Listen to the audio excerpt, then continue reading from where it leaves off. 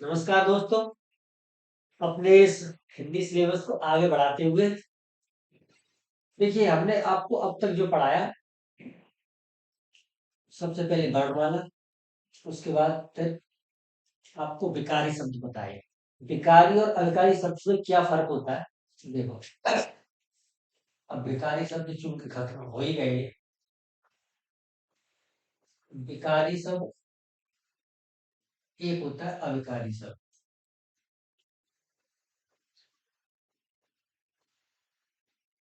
देखो,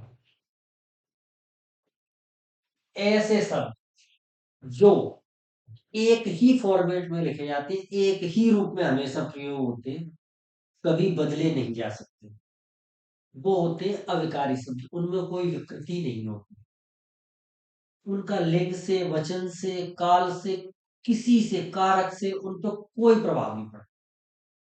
ऐसे शब्द होते हैं अविकारी शब्द, जैसे तेज, बहु, और, यथा।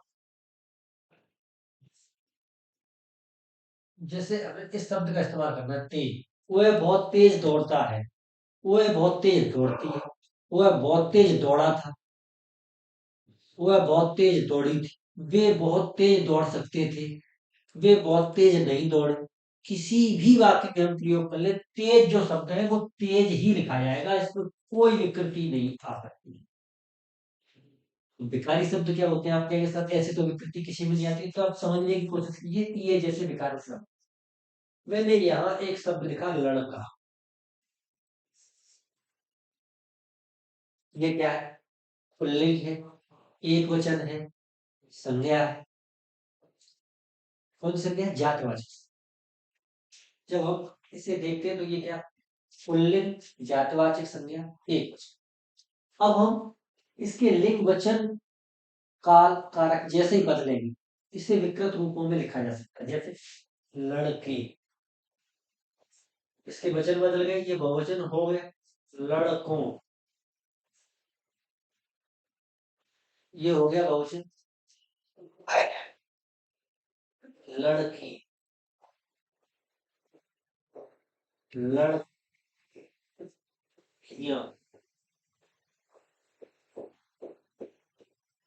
लड़कियों। कारक बदलेगा, लड़कियों, कर्ता कारक, लड़कियों ने। इसे हमने क्या किया? इसे हमने विभिन्न रूपों में लिखा।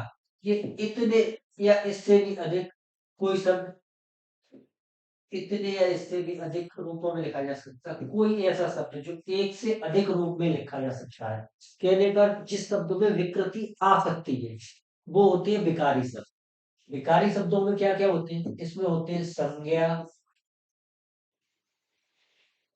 सर्वनाम, विशेषण और क्रिया।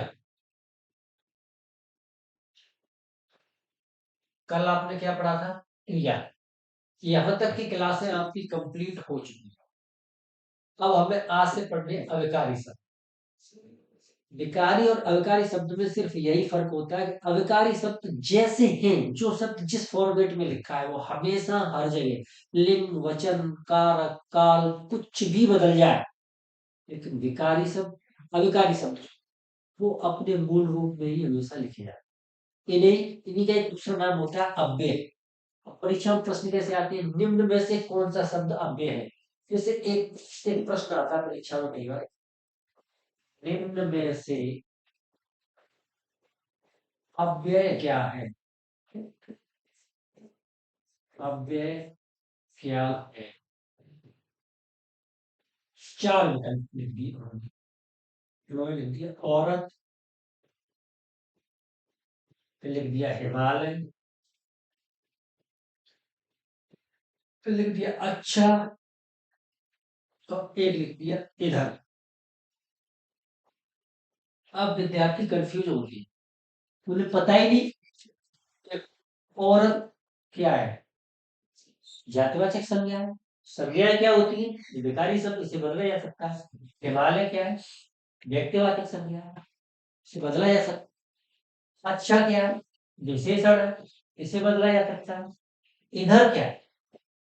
इधर को कभी आप बदल नहीं सकते, इधर को आप इधर के रूप में ही लिखेंगे। इधर कभी भी इधर ही लिखा है। ये क्या है? ये है आपका अविकारी या अव्यय।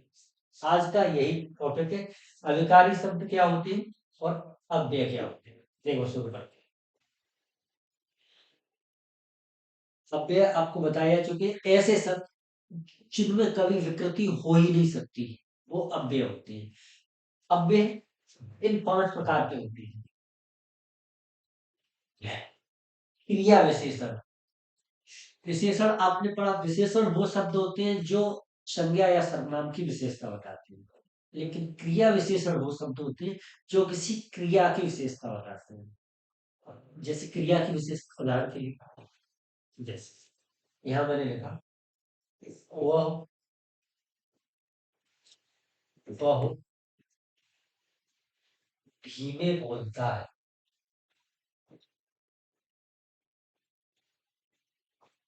धीमे बोलता है।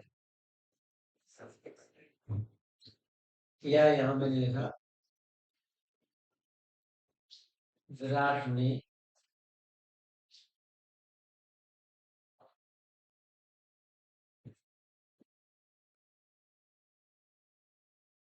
तेज बल्ला घुमाया।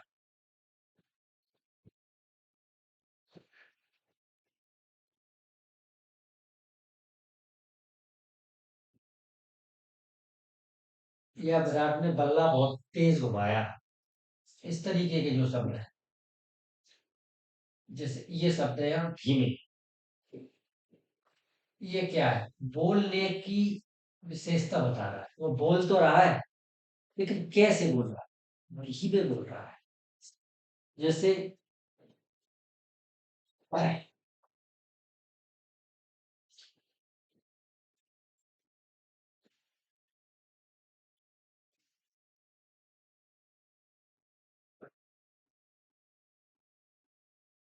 कबीर बहुत तेज दौड़ा। तेज दौड़ा। बहुत भी और तेज भी, ये दोनों शब्द क्या है? ये दोनों शब्द क्रिया विशेषण है। तेज, बहुत तेज। बहुत इसका प्रविशेषण है। क्रिया विशेषण का भी प्रविशेषण।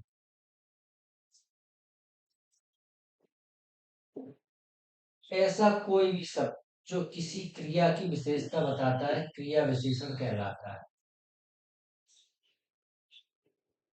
कोई भी क्रिया करने की जो विशेषता होती है, वो क्रिया विशेषण कहलाती है। आया समझ में?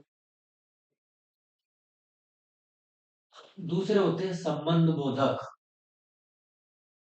देखो, अगर जिन लोगों ने इंग्लिश ग्रामर पढ़ी है, वहां से थोड़ा सरल होगा। क्रिया विशेषण को अंग्रेजी में कहते हैं एडवर्ब, और संबंध बोधक को कहते हैं प्रीपोजिशन। अब अगर आपने इंग्लिश ग्रामर पढ़ी है, तो बहुत सरल है। नहीं पढ़ी है तब भी हम आपको बता दें। ऐसे शब्द, ऐसे अविकारी शब्द या ऐसे अव्यय शब्द जो किसी वाक्य में कर्ता, आप ऐसे मान लो किसी वाक्य में संज्ञा या सर्वनाम का अन्य शब्दों के साथ संबंध स्थापित करते हैं, वो संबंध बोधक शब्द होते हैं। ऐसे शब्द जो किसी वाक्य में संज्ञा या सर्वनाम का अन्य शब्दों के साथ संबंध स्थापित करते हैं, वो संबंध बोधक शब्द कहलाते हैं, संबंध बोधक अवयव। जैसे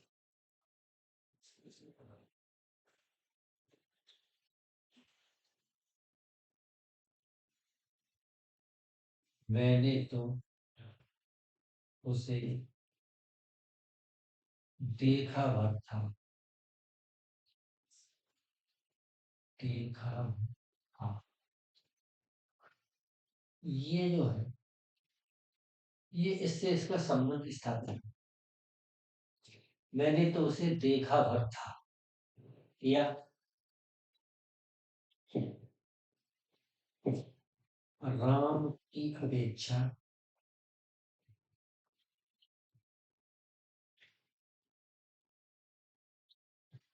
श्याम काला है।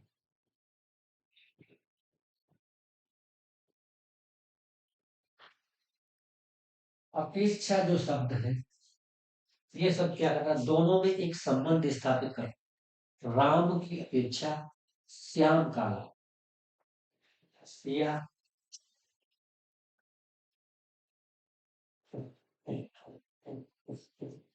गौरी आज पूजा के बाद आई।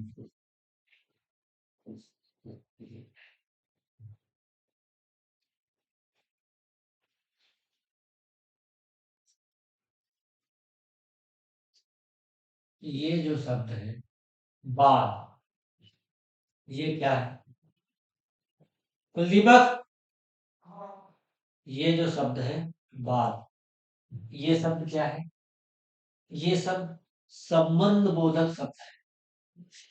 ये यहाँ प्रीपोजिशन का काम कर रहा है।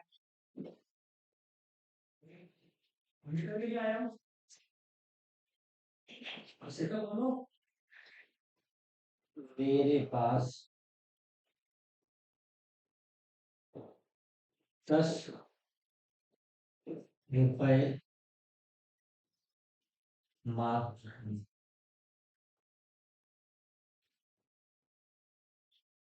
मात्र शब्द जो है, ये संबंध बोधक शब्द है। ऐसे शब्द जो किसी वाक्य में संज्ञा या सर्वनाम का अन्य शब्दों के साथ संबंध स्थापित करते हैं, वो संबंध बोधक शब्द होते हैं। अच्छा, एक चीज और, केवल और मात्र में क्या फर्क होता है, जब केवल और मात्र, आप समझते होंगे दोनों शब्द एक ही, एक ही नहीं।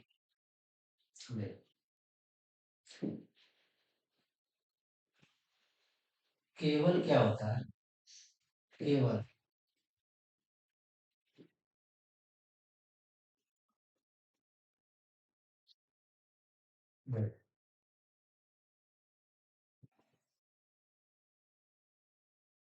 ये एकांकी होता है, जो एक मात्र को सूचित करता है, एक को एकांकी होता है। केवल समूह में से किसी को उठाएगा, केवल, जैसे केवल रोहित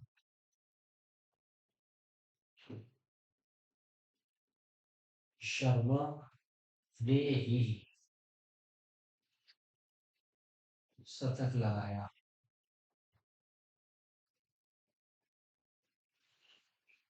इसका मतलब क्या है, वहां एक समूह था, एक ग्रुप था, रोहित शर्मा अकेला ऐसा प्लेयर नहीं था जो शतक लगा सकता था, और भी लोग थे, लेकिन उनमें से एक, यानी केवल, केवल हो गया उनमें से एक, केवल रोहित शर्मा ने ही शतक लगाया। ठीक, वो एक प्रकार से समूह में से आपने एक को उठाया तो आप केवल लगाए। मात्र का अर्थ क्या है, देखो, मात्र, मात्र, मात्र होता है कि समूह है, समूह तो है, पर उसमें से उसकी जो गिनती है, समूह बहुत बड़ा है, जितनी भी गिनती है, जैसे केवल का प्रयोग वैसे भी एक के लिए होता है, और मात्र का प्रयोग कई के लिए हो सकता है। जैसे आप चेक पर भरते हैं, 2 करोड़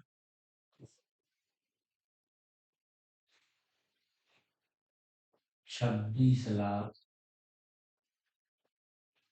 रुपए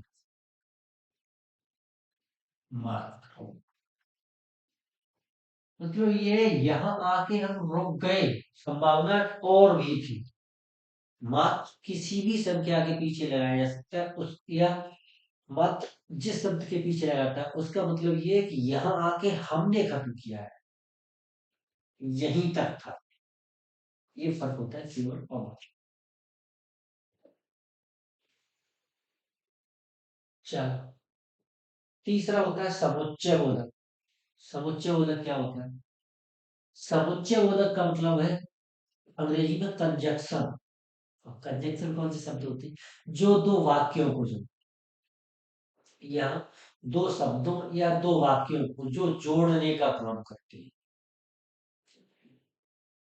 कंजक्शन का अर्थ है सीधा सीधा कि जो ऐसे शब्द जो दो वाक्यों या दो शब्दों को जोड़ते हैं वो कंजक्शन। तो ये होते सब क्या है? अव्यय होते हैं, इन्हें बदला नहीं जा सकता, ये अपने उसी एक फॉर्मेट में ही लिखे जाते हैं। ऐसे शब्द जो दो वाक्यों या दो शब्दों को जोड़ते हैं वो क्या होते हैं? समुच्चय बोधक अव्यय होते हैं या समुच्चय बोधक शब्द कहलाते हैं। जैसे उदाहरण के लिए, और, तथा, वह, एवं, अतः, क्योंकि, इसलिए,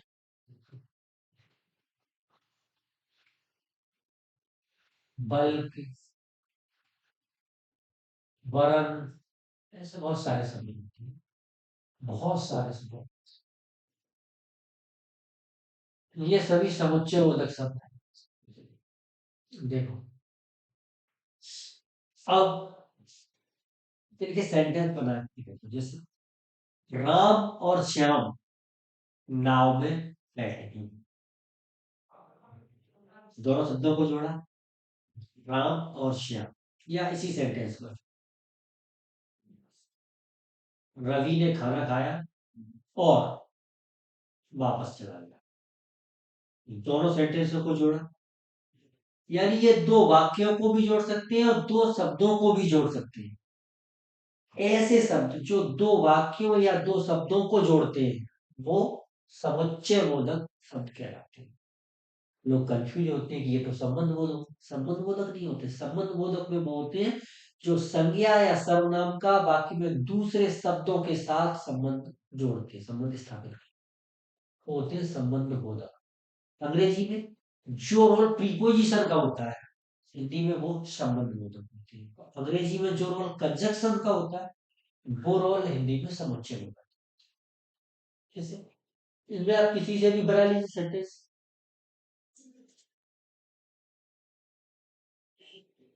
जैसे वह सिर्फ तेज दौड़ ही नहीं सकता बल्कि ऊंची छलांग भी लगा सकता। इसने दो सेंटेंसों को जोड़ दिया। या रवि व सीमा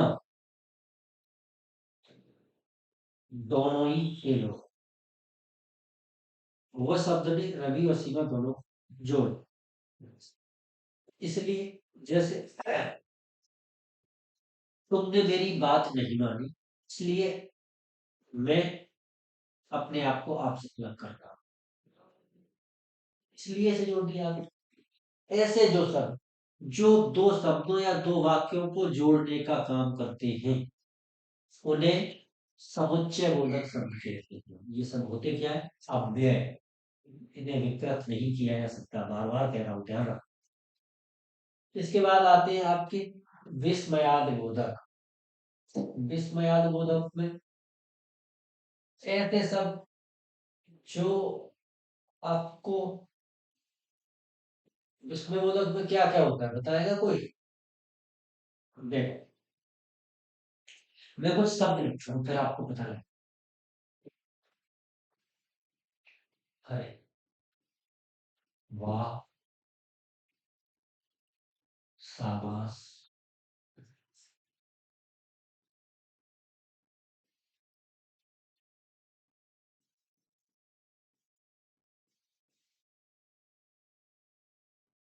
हाँ जी, सुनो,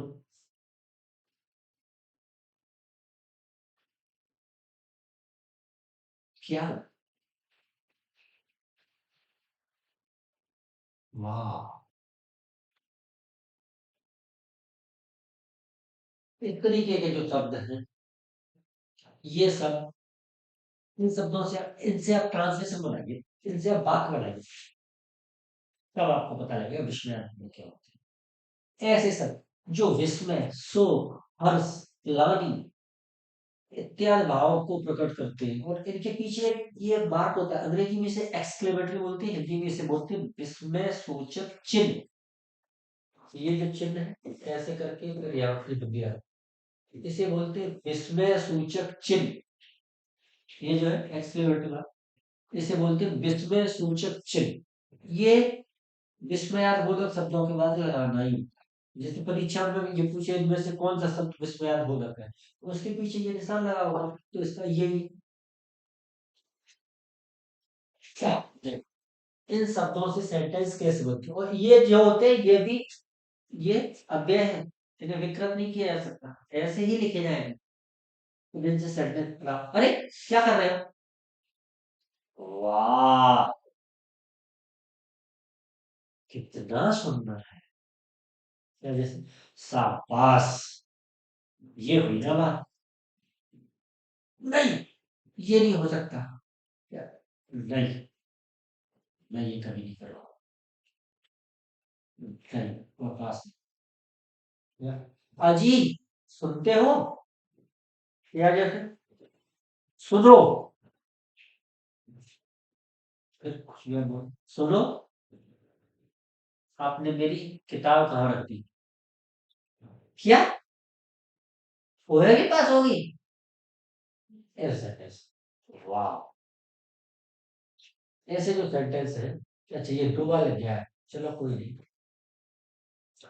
ऐसे और भी शब्द है, हाँ, जी हाँ, ठीक, छी, छी छी, कितना गंदा है। ऐसे जो शब्द होते हैं, ये क्या होते हैं, विस्मयादिबोधक शब्द। अब आते हैं निपात या अवधारक। देखो, निपात या अवधारक क्या होते हैं,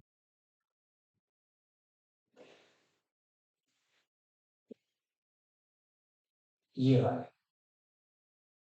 देखो मैं कुछ शब्द लिखता हूँ आपको, फिर आप बताना कि निपात या अवधारक आपकी समझ में आए कि नहीं आए।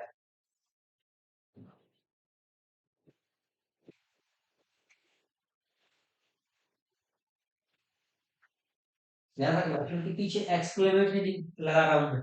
शब्द वही भले हों, लेकिन विस्मयाद बोधक या विस्मय सूचक चिन्ह इनके पीछे नहीं लगाया जा रहा है। समझ रहे हैं? हाँ,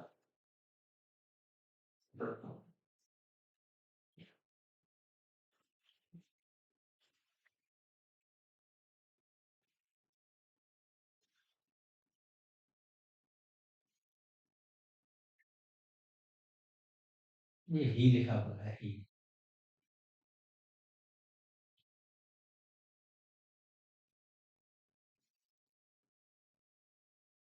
क्या एक ऐसा शब्द है बहुत जगह प्रयोग होता है, बहुत जगह,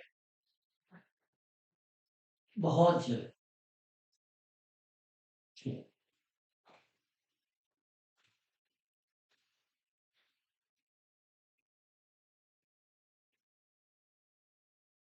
ऐसे जो शब्द है, अब इनसे आप ट्रांसलेशन बना के आप आगे इनसे सेंटेंस बना, वाक्य बना।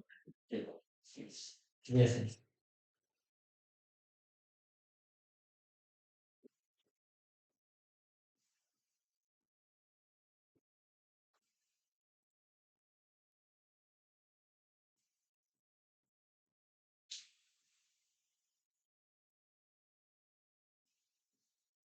लिखा, मैं पढ़ता तो हूँ, तो भैया इसका क्या मतलब, मैं पढ़ता हूँ या मैं पढ़ता तो हूँ, इसका मतलब है ये अपनी बात पर एक विशेष बल दे रहा है। इसकी निपात या अवधारक शब्द होते हैं, ये एक नई अवधारणा उत्पन्न करते हैं, बाकी को विशेष बनाते हैं। छोटे छोटे शब्द होते हैं, इनका अपना कोई वास्तविक अर्थ नहीं होता, इनसे वाक्य के का भावार्थ बदलता है लेकिन शाब्दिक अर्थ नहीं होता। निपात या अवधारक शब्दों के आने से वाक्य का शाब्दिक अर्थ नहीं बदलता, केवल भावार्थ बदलता है। जैसे उसे तो मरना ही, जैसे यहाँ मैंने लिखा, उसे तो मरना ही।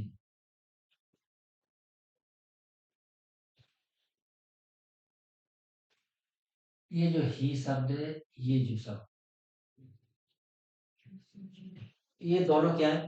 निपात है। जब दोहरे निपात है, इसका मतलब बहुत ज्यादा बल दे के कहा जा रहा है, उसे तो मरना ही। या कोई सा आप शब्द ले लो, काश, काश मैंने पढ़ाई की हो तो आज मेरा ये हाल। ऐसे sentence, काश मेरे 2 अंक और आए होते तो मैंने वो प्रतियोगी परीक्षा पास कर ली होती। ऐसे ऐसे शब्द जो किसी भी वाक्य में आते हैं, उसका भावार्थ बदलती है लेकिन शाब्दिक अर्थ उनसे वही रहता है, और उन शब्दों का अपना कोई व्यक्तिगत अर्थ नहीं होता, या अपने व्यक्तिगत अर्थ के रूप में उस वाक्य में प्रयोग नहीं होते। ऐसे शब्द अवधारक या निपात शब्द कहलाते हैं। अवधारक या निपात। इसके बाद अब आपकी, देखो सबसे पहले तो आप ये देखो, आज आपने क्या पढ़ा? क्रिया विशेषण।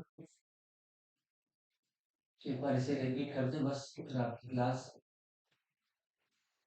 क्रिया विशेषण के बाद आपने संबंध बोधक,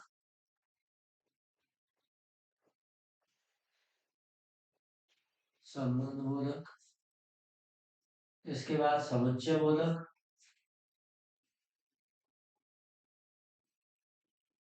इसके बाद विस्मयादिबोधक।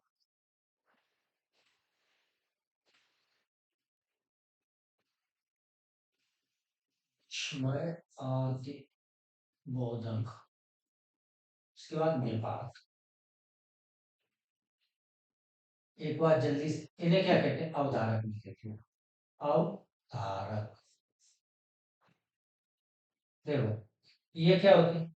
जो सब क्रिया की विशेषता बताते हैं, किसी भी क्रिया की, वो तेज दौड़ रहा है, वो धीमे धीमे, वो इधर घूम रहा है, ऐसे जो किसी भी क्रिया की कुछ विशेषता बताते हैं, वो सब, वो अच्छे से लिख रही है। तो लिखने की विशेषता क्या है? अच्छा, वो बहुत ऊंचा कूदता है,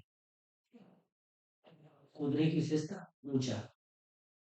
तो जो क्रिया करने की विशेषता है, वह क्रिया विशेषण होती है। वह बड़ी तेज तैरता है, या वह उल्टा तैरता है। उल्टा सब क्या हो गया? क्रिया विशेषण। दूसरा संबंध बोधक, ऐसे शब्द जो संज्ञा या सर्वनाम का वाक्य में अन्य शब्दों के साथ संबंध स्थापित करते हैं, वो संबंध बोधक शब्द। ठीक है? जैसे उसे तो जाना भर था, जो भर शब्द है वो आपका संबंध है। या जैसे हाँ, हरि की अपेक्षा विपन अधिक बुद्धिमान है। ऐसे शब्द समुच्चय बोधक जो दो शब्दों या दो वाक्यों को जोड़ने का काम करते हैं, और यथा वो एवं प्रथा इसलिए वरन इत्यादि शब्द। विस्मयादिबोधक जिनसे विस्मय, हर्ष, शोक इत्यादि का आभास होता है, और इनके पीछे एक विशेष चिन्ह लगाया जाता है, जिसे विस्मय सूचक चिन्ह बोलते हैं। निपात या अवधारक वे शब्द होते हैं जिनका अपना, जो किसी वाक्य में आकर उसका भावार्थ बदल देते हैं, शब्दार्थ वही रहता है, लेकिन वो जो उनका अपना वास्तविक अर्थ होता है, उस अर्थ में वो उस वाक्य में प्रयुक्त नहीं होते।